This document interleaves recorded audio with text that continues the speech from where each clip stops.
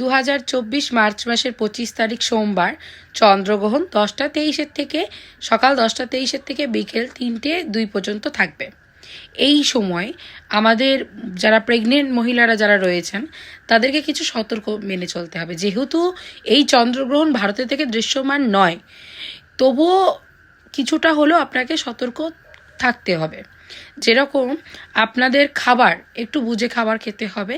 যে কোনো খাবার যদি খান তার মধ্যে তুলসী পাতা দিতে পারেন, দিয়ে রেখে সেই জল খাবার খেতে পারেন, কোনো অসুবিধা হবে না, যেহেতু ভারত থেকে দৃশ্যমান নয়। কিন্তু খাবার খাওয়া যাবে ঠিকই, কিন্তু কোনো কিছু কাটাকুটি করা যাবে না। কোনো ধারালো অস্ত্র ব্যবহার করবেন না, কোনো কিছু কাটাকুটি করতে পারবেন না। এই সময় আপনারা চেষ্টা করবেন ঠাকুরের নাম গান করা, এতে খুব ভালো রেজাল্ট হবে।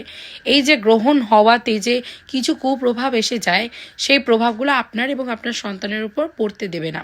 কিছুটা হলেও যদি আপনি ঠাকুরের